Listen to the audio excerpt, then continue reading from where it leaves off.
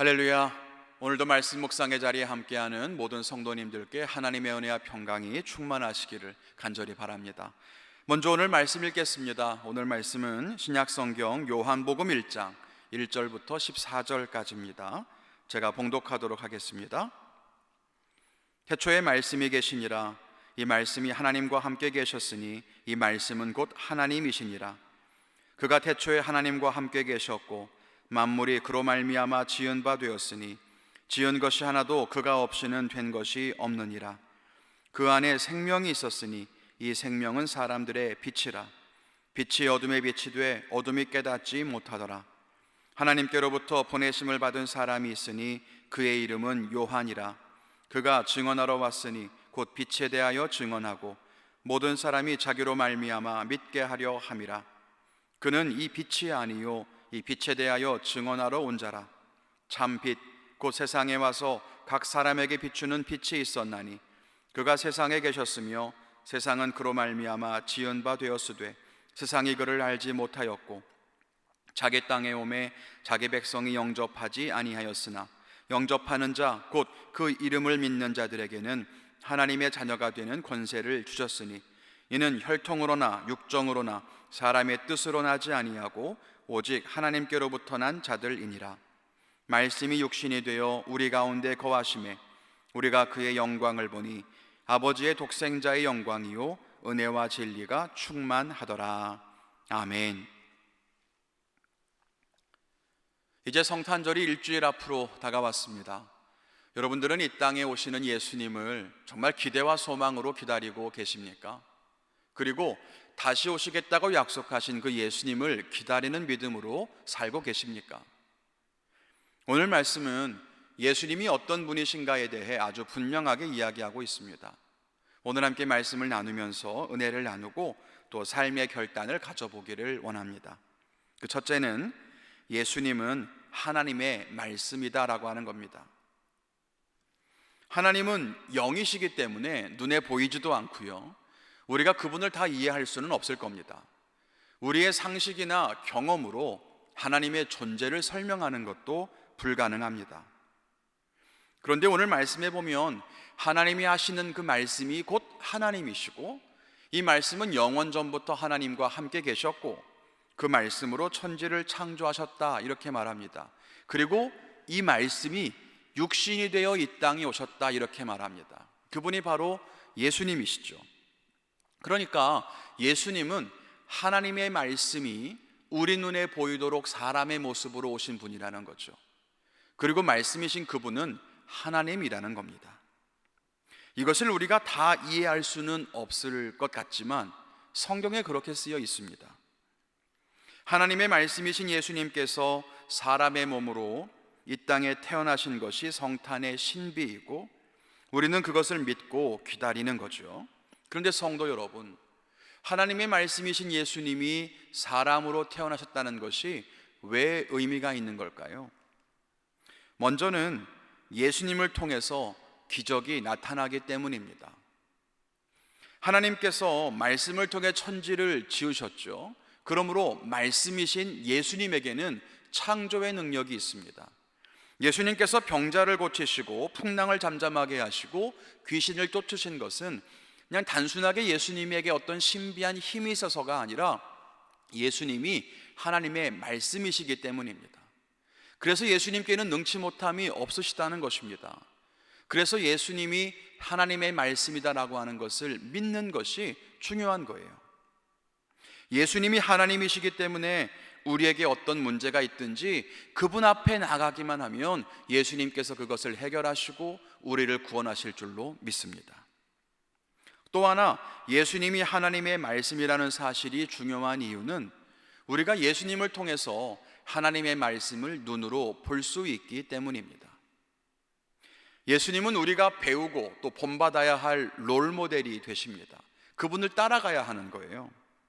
사랑하라 라고 하는 말을 말씀으로만 들으면 다들 생각이 다르잖아요. 어떤 게 사랑인지 또 사랑의 모습도 사랑의 크기도 다 다르죠. 그런데 말씀이신 예수님이 직접 그 사랑을 보여주셨습니다. 죄인들을 초대하시고 같이 식사하시고 사람들이 멀리하는 병자들 직접 만져주셨어요. 자기를 향해 돌을 던지고 창을 찌르는 이들을 용서하시고 그들을 위해서 기도까지 해주셨습니다. 그런 예수님을 보면서 우리는 하나님의 말씀을 어떻게 실천해야 하는지를 알게 된다는 것입니다. 우리는 하나님의 말씀을 믿는다라고 많이 말합니다. 하나님의 말씀이 진리라고 믿는다. 하나님 말씀에 능력이 있다고 믿는다. 하나님 말씀을 따라 살고 싶다. 이런 말을 많이 하죠. 그런데 여러분, 이 말은 바꿔 말하면 나는 예수님이 진리라고 믿는다. 예수님에게 능력이 있다고 믿는다. 예수님을 따라 살고 싶다라고 하는 말과 같습니다. 예수님이 곧 하나님의 말씀이시니까요. 그러면 여러분, 우리는 예수님이 살았던 것처럼 살아야 하지 않을까요? 하나님 말씀대로 살고 싶다면 예수님처럼 살아야 합니다. 하나님 말씀대로는 살고 싶지만 예수님처럼은 못한다, 이렇게 생각하면 모순이라는 거예요. 말이 안 되는 거죠.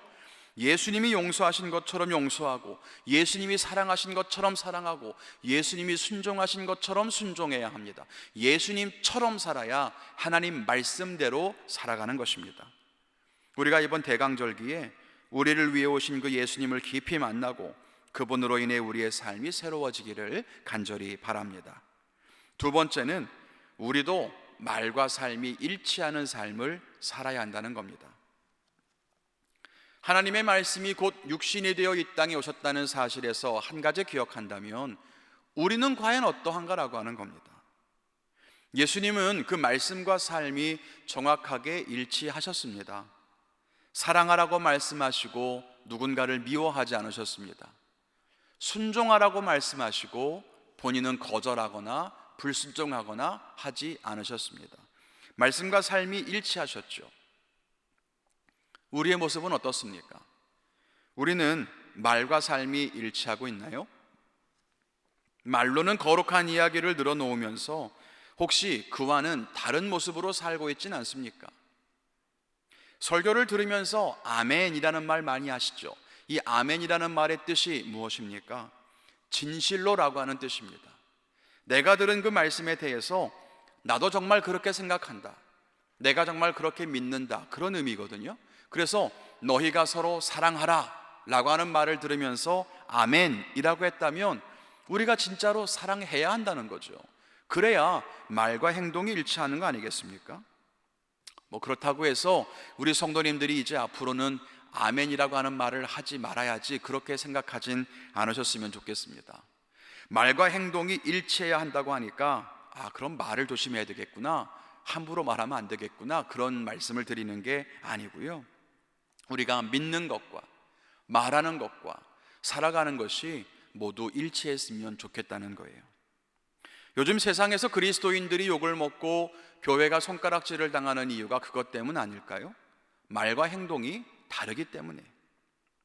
바라기는 우리가 정말로 언행이 일치하고 또 표리가 부동하지 않는 그런 삶을 살기를 바랍니다. 우리의 믿음과 생각이 같고, 생각과 말이 같고, 말과 행동이 같은 그런 그리스도인이 정말 정직하고 하나님이 기뻐하시는 사람이 아닐까 싶어요. 이번 대강절기에 우리가 예수님을 더욱 깊이 묵상하면서 우리의 신앙을 돌아보기를 원합니다. 그래서 우리가 정말 예수님처럼 신실한 삶을 살아갈 수 있기를 주님의 이름으로 간절히 축원을 드립니다. 함께 기도하겠습니다.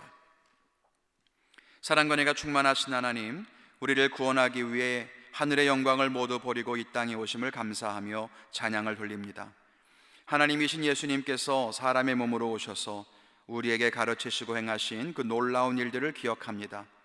예수님께는 용서받지 못할 죄가 없고 예수님께서는 돕지 못할 어려움이 없으신 줄 믿습니다. 우리가 예수님을 믿고 예수님과 함께 거하는 기쁘고 행복한 삶을 살게 하여 주시옵소서. 예수님처럼 우리의 말과 행동이 일치하는 신실하고 정직한 성도가 되게 하시고 하나님 말씀을 따라 믿음의 길을 걸어갈 수 있도록 도와주시옵소서. 우리를 인도하시고 오늘도 승리하게 하실 것을 믿사옵고 예수 그리스도의 이름으로 기도하옵나이다. 아멘.